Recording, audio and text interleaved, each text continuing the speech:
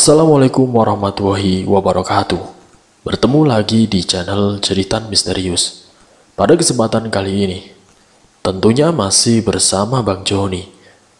Pada kesempatan kali ini, saya akan menceritakan kisah pengalaman dari seorang sopir. Dia bekerja di salah satu kota besar, tepatnya di wilayah Bekasi. Namun sebelum kita masuk ke dalam ceritanya, alangkah baiknya nama dan tempatnya disamarkan semua. Dan tak usah kita berlama-lama lagi. Langsung saja, mari kita simak ceritanya. Sebut saja sang sopir adalah Pak Ridwan. Dia akan menceritakan tentang majikannya yang mengalami sakit-sakitan selama beberapa bulan. Sebut saja nama majikannya adalah Pak Sopyan. Pak Sopyan ini mengalami kejadian yang membuat dirinya sakit-sakitan. Dan dia yang sudah bekerja 5 tahun lamanya, kini dalam bisnis dan juga pekerjaannya, sempat terhenti karena masalah dengan kondisi fisiknya. Awal ceritanya, Pak Sopyan sepulang dari kantor, kondisinya masih baik-baik saja. Namun setelah 1 minggu sepulang dari kantor, Pak Sopyan mulai merasa badannya sangat capek, lemas, dan sangat butuh istirahat. Padahal dirinya bekerja di dalam ruangan yang nyaman. Tapi tidak tahu kenapa, badannya sangat lemas. Di hari esoknya dalam keadaan tubuh yang merasa lemas, ia memaksakan untuk berangkat ke kantor. Pak Ridwan yang sebagai sopir pribadi, ia mengantarkan dan menunggu sampai jam istirahat. Karena pada saat jam itu, dipastikan keluar untuk membeli makanan. Pak Sopyan pun sempat cerita kalau kondisi badannya sudah mulai tidak enak, sampai tidak fokus dalam bekerja. Dan kini sore harinya sepulang dari bekerja, Pak Sopyan mulai merasakan di perutnya, di dadanya, terasa ada yang bergerak, dan dadanya terasa sakit sekali, sangat susah untuk bernafas. Perutnya seperti ditusuk-tusuk oleh jarum, sangat sakit sekali. Pak Sopyan hanya bisa terbaring di kamar, mengguling-gulingkan badannya, karena rasa sakit yang luar biasa. Pak Ridwan yang mendengar kondisi Pak Sopyan yang kian memburuk, kemudian mengusulkan agar Pak Sopyan diperiksa ke dokter. Tapi waktu itu, enggan untuk memeriksakan ke dokter. Katanya alasannya ini hanya efek kecapean. Namun rasa sakit itu pun berlanjut, sampai 1 minggu lamanya. Saat hari libur, tepatnya hari Sabtu dan Minggu, Pak Sopyan yang biasanya lari pagi, kumpul dengan tetangganya. Tapi hari itu Pak Sopyan hanya terbaring lemas di dalam rumahnya. Sementara istri dan juga anak-anaknya, ia menganggap sakit Pak Sopyan hanya sakit biasa, yang butuh istirahat cukup. Tapi di hari Seninnya, Pak Sopyan benar-benar merasakan kalau tubuhnya sangat sakit sekali, seperti ada yang menusuk-nusuk di bagian perutnya, dan nafasnya pun mulai sesak, seperti ada yang mencekik lehernya. Yang akhirnya Pak Sopyan memutuskan untuk izin tidak bekerja. Saat itu pun Pak Sopyan diperiksakan ke dokter, dengan diantar oleh Pak Ridwan. Pak Ridwan mengantarkan ke dokter spesialis. Di situ ternyata Pak Sopyan dinyatakan kalau dia hanya butuh istirahat karena kecapean yang membuat nafasnya terasa sesak. Hanya butuh istirahat total sampai kondisinya membaik dan diberikan vitamin. Setelah Pak Sopyan meminum obat, Di hari Selasanya, Pak Sofyan merasakan ada perbedaan di tubuhnya. Namun sewaktu hendak berangkat bekerja, tiba-tiba rasa sakit itu muncul kembali. Yang tadinya hendak berangkat ke kantor, kini diurungkan. Sakit yang secara tiba-tiba membuat istrinya menyarankan agar suaminya selama beberapa hari ke depan untuk izin tidak berangkat bekerja sampai kondisinya benar-benar membaik. Namun sudah 5 hari izin tidak ke kantor. Justru kondisi dari Pak Sofyan semakin memburuk sampai dibawa ke rumah sakit dan Pak Sofyan dirawat inap.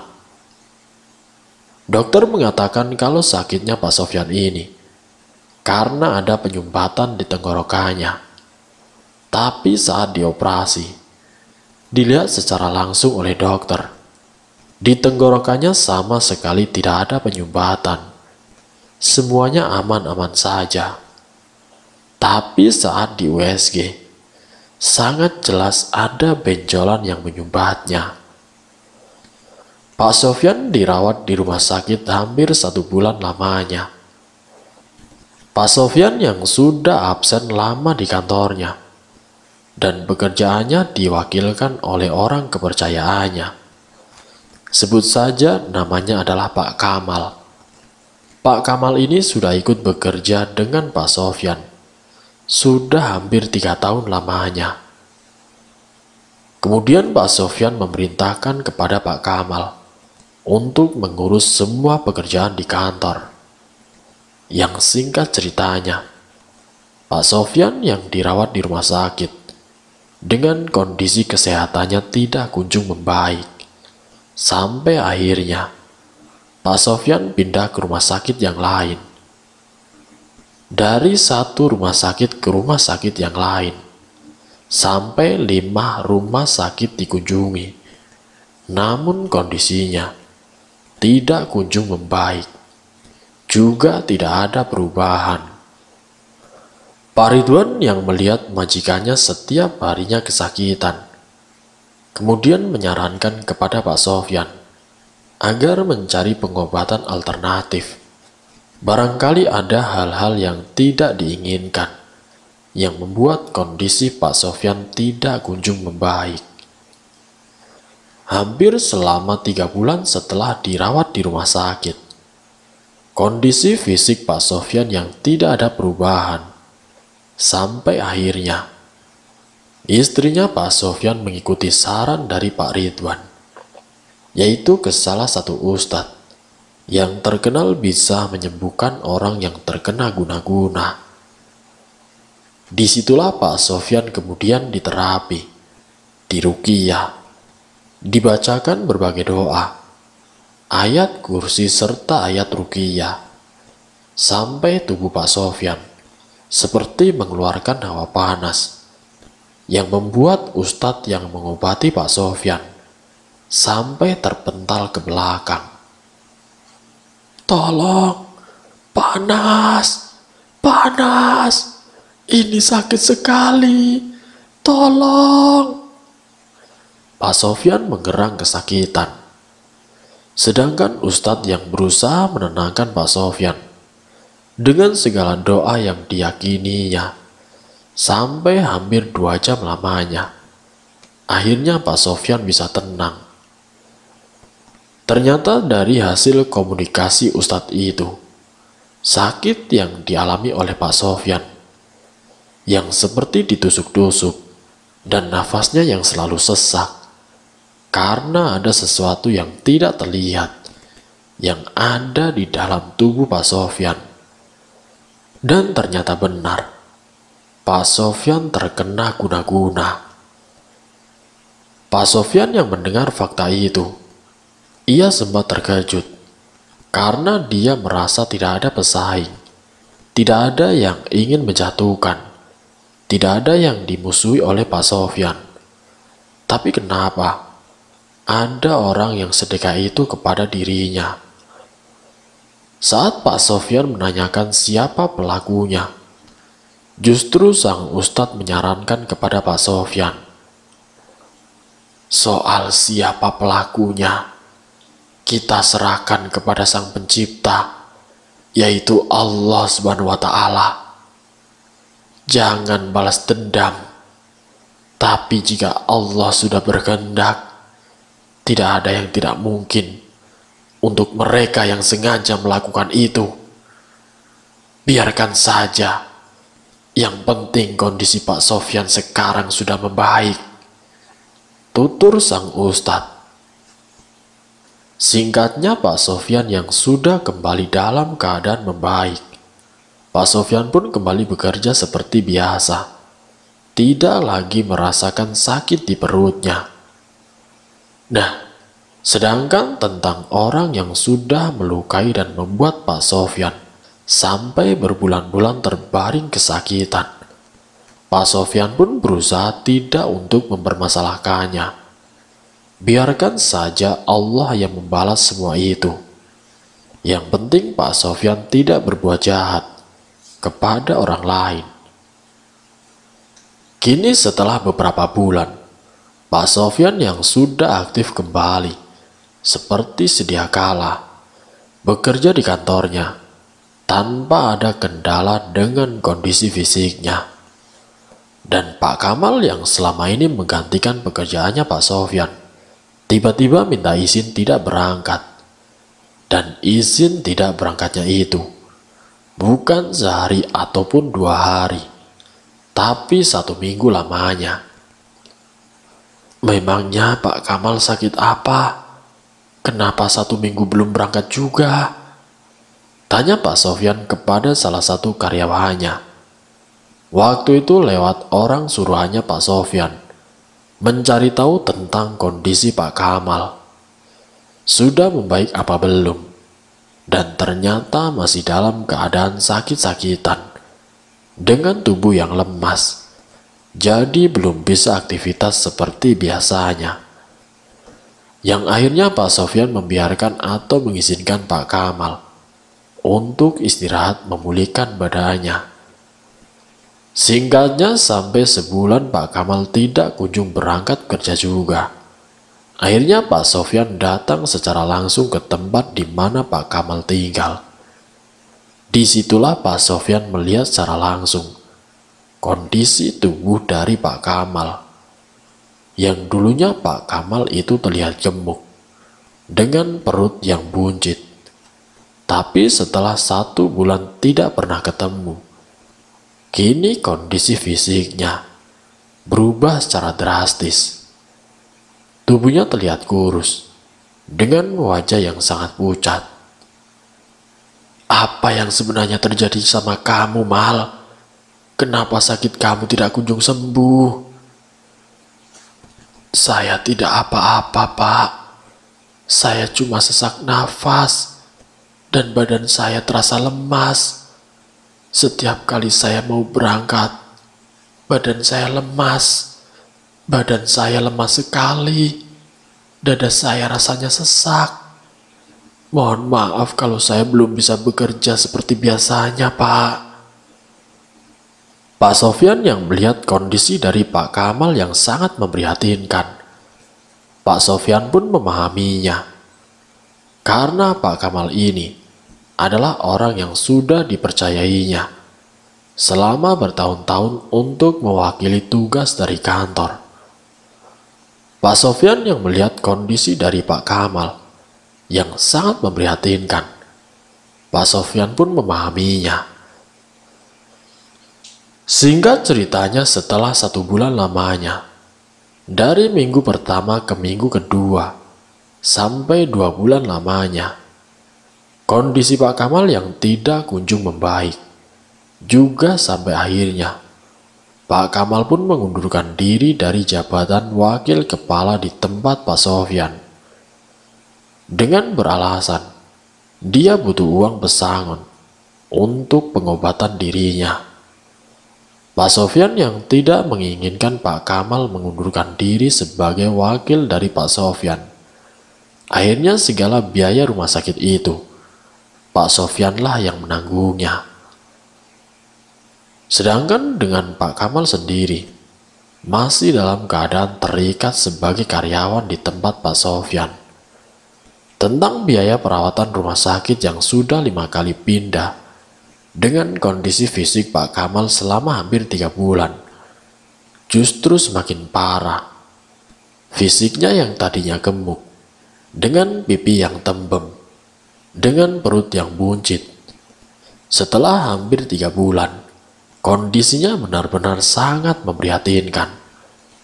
Tubuhnya terlihat kurus, tulangnya sampai kelihatan. Wajahnya sangat pucat, seperti mayat hidup. Keadaan yang sangat-sangat memprihatinkan. Sungguh pemandangan yang sangat tidak enak dipandang. Pak Ridwan yang melihat kondisi dari Pak Kamal yang semakin buruk, ia pun terkejut.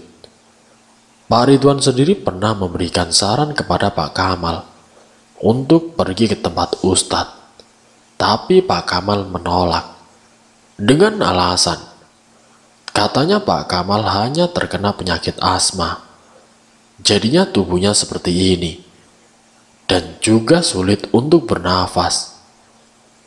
Tidak hanya Pak Ridwan yang menyarankan kepada Pak Kamal, Pak Sofyan pun sudah menawarkan, bahkan bersedia mengantarkannya ke tempat Ustadz.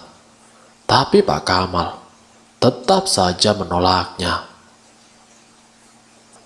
Singkatnya, dalam kurun waktu 5 bulan tidak berangkat juga. Sampai akhirnya, jabatan wakil kepala digantikan oleh orang lain. Dan setelah 5 bulan lebih, kini terdengar kabar kalau Pak Kamal kondisinya semakin parah. Setiap malam selalu berteriak-teriak, menjerit kesakitan. Ada satu waktu sebelum dirinya meninggal, tepat jam 12 malam, kondisi Pak Kamal yang terbaring lemah dalam tidurnya tiba-tiba berteriak minta tolong. Istrinya yang mendapati keadaan suaminya terus-menerus meminta tolong. Dalam Pak Kamal keadaannya terpejam. Istrinya pun sempat kebingungan. Apa yang sebenarnya terjadi kepada suaminya? Ceritanya semakin menjadi-jadi. Yang secara tiba-tiba, perutnya berubah membesar. Sampai beberapa hari, di setiap malamnya, Pak Kamal selalu kesakitan. Dan sampai akhirnya, Pak Kamal yang tidak tahan dengan kesakitannya, ia harus meninggal dunia dengan keadaan yang sangat tidak wajar. Namun sebelum Pak Kamal meninggal, Pak Kamal menitipkan secari surat kepada istrinya untuk diberikan kepada Pak Sofyan. Ternyata kalimat-kalimat yang tertulis di dalam surat itu tentang permohonan maaf karena Pak Kamal yang sudah pernah melakukan sesuatu yang buruk, dan sesuatu yang buruk itu dalam tanda kurung menyantet karena ternyata dia menginginkan jabatan sebagai kepala kantor, yaitu untuk menggantikan Pak Sofyan. Dengan secara sengaja, Pak Kamal pergi ke salah satu dukun untuk menyantet Pak Sofyan agar dia mengalami sakit-sakitan dan berujung meninggal dunia, yang nantinya jabatan sebagai kepala kantor akan jatuh ke tangan Pak Kamal. Namun ternyata Allah berkehendak lain. Usahanya untuk menyantet Pak Sofyan kini gagal total dan berimbas kepada dirinya sendiri yang juga mengalami sakit-sakitan sampai beberapa kali dirawat di rumah sakit. Tapi karena sakitnya ternyata ini adalah pengaruh ilmu hitam, tentunya tidak bisa disembuhkan oleh tangan medis. Pak Sofyan yang mendengar isi dalam surat itu sempat tidak percaya kalau Pak Kamal yang membuat dirinya sakit-sakitan. Selama puluhan tahun Pak Kamal dipercaya sebagai kepercayaannya di kantor. Ternyata dialah sendiri yang sudah membuat Pak Sofyan sakit-sakitan. Setelah 7 hari pemakaman Pak Kamal, Pak Sofyan datang ke rumah Pak Kamal, menyampaikan kepada istrinya kalau semua salah dan juga hilafnya sang suami sudah dimaafkan. Keinginan untuk menjadi pemimpin di kantor Pak Sofyan, ternyata semua itu dilakukan dengan unsur sengaja. Pantas saja selama bertahun-tahun setiap kali Pak Kamal meminta apapun kepada Pak Sofyan, Pak Sofyan tidak bisa menolaknya. Segala keinginannya pasti dituruti. Dan ternyata di balik semua itu, ada pengaruh-pengaruh gaib yang membuat Pak Sofyan terlena. Pak Kamal sudah tega menyantetnya, dan berakhir dirinya sendiri yang harus menanggung akibatnya. Dan cerita pun selesai. Itulah kisah yang dialami oleh Pak Sofyan. Semoga dari kisah ini, kita bisa mengambil hikmah dan juga pelajarannya, agar kita lebih berhati-hati lagi dalam kondisi apapun. Sampai bertemu lagi di video-video yang terbaru. Wassalamualaikum warahmatullahi wabarakatuh.